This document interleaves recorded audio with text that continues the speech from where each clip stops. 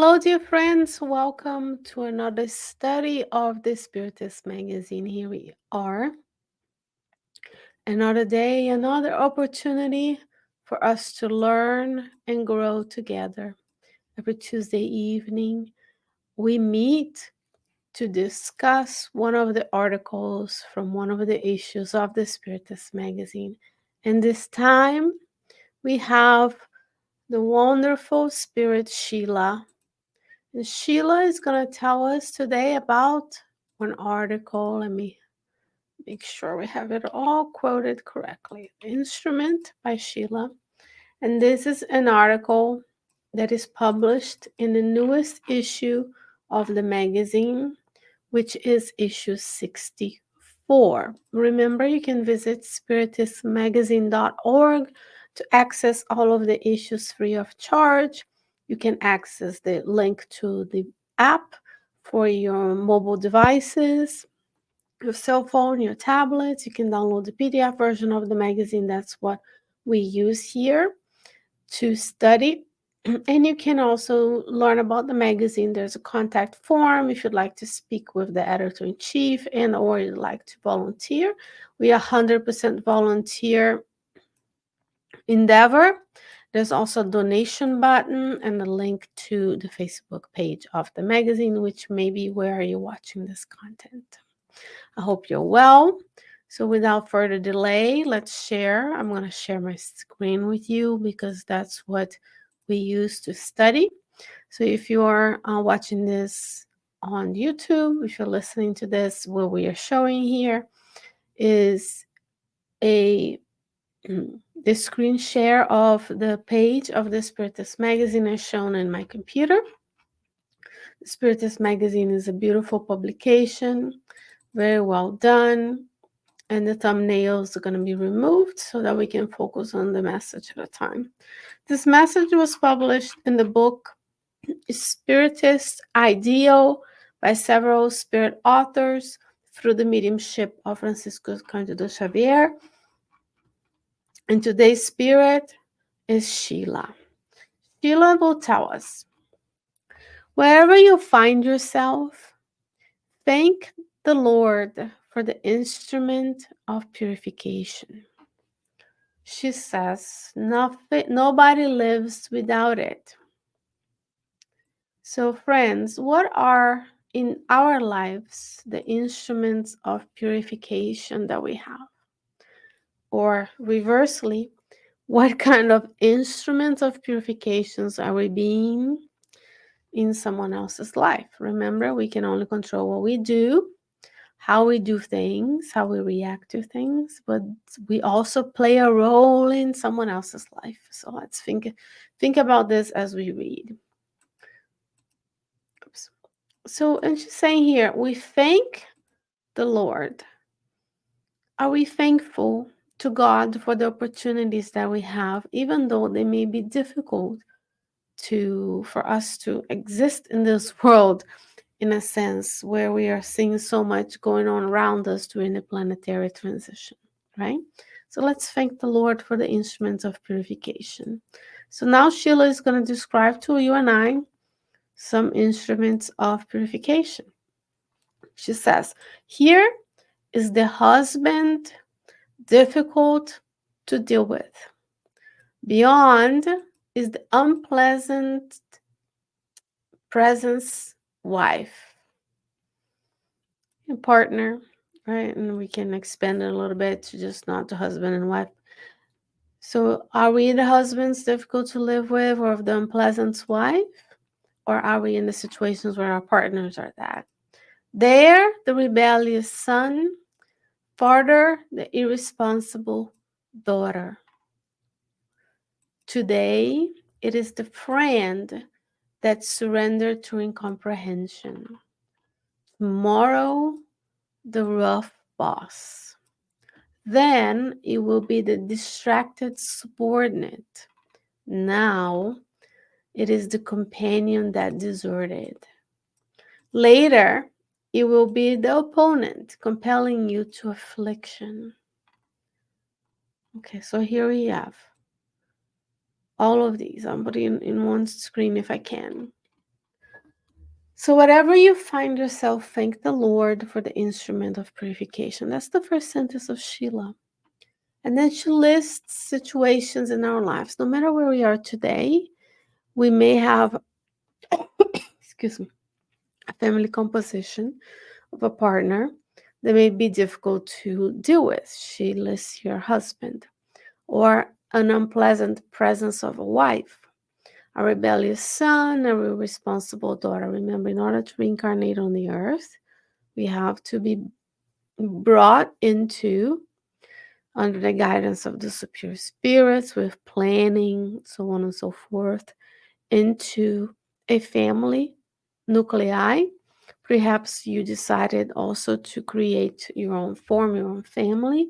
Then you have sons and daughters that come out of it. So, but you are son and daughter to someone, and you may have a husband or wife to deal with. But we all have friends, friends that surrender to incomprehension. One example here is when we start the work of Spiritism, which is really difficult to do, very unique on the earth. Spiritism in itself is very logical. It makes sense. That's why we got to it. It gives us hope and consolation. But in order to do this work day by day, it's hard. And then we'll have friends that will not understand and will leave us. Oh, why don't we go have dinner, fun, hit the bars, and enjoy the weekends? And then we have a culture of you only live once. And we have Instagram, Facebook, and YouTube vlogs, and all kinds of media telling us to enjoy ourselves, to compare ourselves. And then we don't understand why we can spend the weekend together discussing the teachings of Christ. And then the friends are gone. And the other friends, other companions will come to our help for sure. Tomorrow, the rough boss. Almost all of us have had a difficult boss, or are we the difficult bosses? We shouldn't be, right? We should be kind and nice to others, but we may be. Or we may be working for someone and we are the distracted subordinates and we don't help um, the enterprise go around, right? Go forward and move forward because it loves the progress. Now is the companion that deserted. Also happens a lot in our midst of Spiritism. You know, when people start, we have enthusiasm, and then life happens. And we say we have to focus on this, this, and the other. But there's no biggest blessing than grow up in the Spiritist nuclei to have that deep foundation from the difficulties of life for when the difficulties arise. But we prefer other things. We prefer trips and experiences and things and the other, which is all for comparison with others. So then we desert the work. And then we don't know if in this life we will have other opportunity to join. It's actually from a message in the book amongst brothers of other lands. There is a parable retold, which is a rabbi retelling the parable of talents. And there it shows that the spiritist who received the most important gift will be reborn, that perhaps be us, in a different place with no knowledge of any of these, not of the consolation, and will we think, what have I done with the talent that God granted me in another life? So what do we do? Sheila says, make silence, take advantage of it, and go ahead. We press on, as Emmanuel says. Sheila is saying, go ahead. People leave us, we continue. People leave the center, we continue. People are difficult to deal with in our personal lives, we continue, because this is the important work of aligning ourselves, our actions, our thoughts, our feelings with the divine laws. The reason we have the divine laws is because we are still not practicing it. Then the spirits have to come and tell us about them so we can be reminded. Joyful worlds, divine worlds, they already live all the divine laws of which are all based on the law of love or derived from the law of love, but they're already living it. They don't need a reminder. We do. In the worlds of trials and expiations, we do. The stone that receives from the hammer that shatters it, the dignity with which it is done useful to the construction. So you have a stone, and then you can chisel it to be a beautiful sculpture, a pot, or a piece of a brick, or a piece of a construction. Metal owes the purity with which it owns to the scorching crucible that martyrs it. Do not forget that the body is the shrine of divine possibilities, in which you temporarily take refuge to collect the lessons of progress. So, how are we taking care of the body? What kind of nourishment are we giving it? All encompassing rest, nutrition, hydration in the physical realm, and what kind of content are we following, what kind of attitude, what kind of thoughts are we thinking, what are we listening to, who is behind it, right? Because we want to think about spiritual companions who join us. And we're here temporarily. We can be called anytime to the spiritual realm by God. So if today I was called to the spiritual realm, how would I feel? Would I feel that I have accomplished what I came here to do from my reincarnatory plan, or will we wish we had done differently and we had more time, right? She says, each path gives place to another path. Each experience leads to a larger experience. Every struggle is spiritual bread, and each pain is an impulse to the sublime ascension. So each and every person that comes our way here, exemplified by husband, wife, sons, daughters, bosses, subordinates, which are very relatable to you and I. But every struggle with anybody is spiritual bread, meaning it's nourishing us. It's giving us the strength. And each pain is an impulse to ascension. We were discussing this weekend the first chapter of the book Fought in Life here at the Spirit Society of Richmond. And as we have these studies, which are in presential only at the moment, we were thinking about this similar measures by Emmanuel, where he's saying, we are sculpted. We are working on this realm to be more mindful, sublime attention. We never give thanks to struggles. And that's the first thing Scheila says here. And each thought, each idea, as Emmanuel tells us, brings us into resonance with other like-minded people. So every time we think, we have emotions, we have feelings, we have ideas, we have actions. That's in the first chapter of the book, Fun in Life. Is allowing us to grow each and every day a little bit. And we can be of so much help to those around us if we modulate our view, our perspective of pain and struggle. Because if we present ourselves in the world seeing that everything as difficult, as challenging, then we are not using the struggle as spiritual bread, as nourishment. So what kind of nourishment is God allowing us to have? And as I was saying, we were discussing the book For in Life here. And a thought came to mind, of course, inspired by the good spirits, because we think of superior spirits as beautiful and angelic, which they are. Beauty is part of nature and part of creation, right? But we also have to think about this pain and sublimation and struggle as strength. They're strong. They're strong as diamonds in the earth, which is one of the most resilient structures that we have. So when we get to a point where we go from imperfect to good and then to pure spirit, we have to be strong. And that each and every path experience that builds upon our resilience help us to get there. Because let's think this through. If we were mentoring someone, how hard it is to see them making mistakes.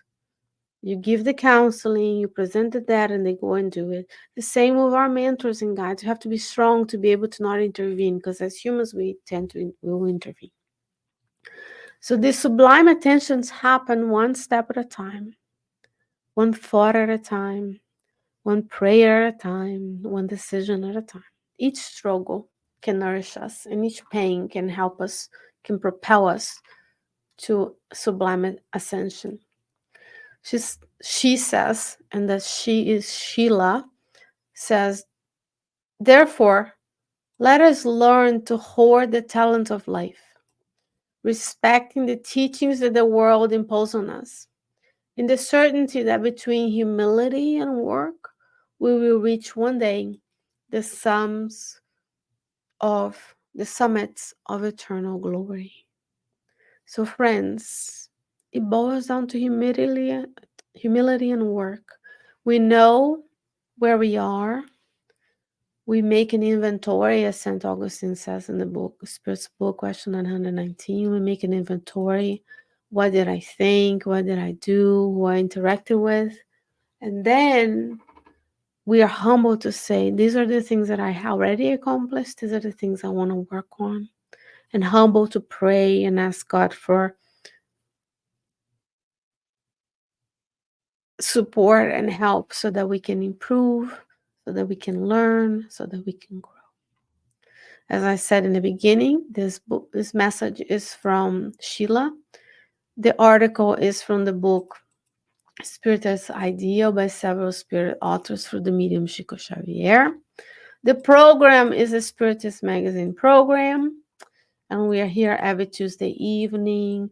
We record this from the Spirit Society of Richmond. We are in collaboration with Kardec Radio, where we bring these teachings to you and I firsthand, because this book is not yet published in English, so that we can learn. Every day we build upon the knowledge, we meditate on the teachings, we reason the teachings, and the teachings make sense. They're coming from higher spirits, of course they make sense, but we also want to make sure that it's applicable to our lives. Everything we bring here can be accomplished by you and I in many ways, in your circumstances, in my circumstances, and the circumstances of the 8 billion spirits who are incarnated in the earth right now, and all the spirit companions who not only help us ascend, but also who care for the spiritual evolution of the earth, of the animals, of the plants, of the minerals, of everything that you see and everything that we are yet to discover. Dear friends, what a blessing to be here. Don't go anywhere. Our dear friend Carol Correa will be back with you after we are done at 9 o'clock with the Divine Laws study. And between today and next week, when we, God willing, return, God willing, always that we are here and we have the blessings of being together. May we stay well. May you stay safe and well. And I'll see you soon. Bye bye.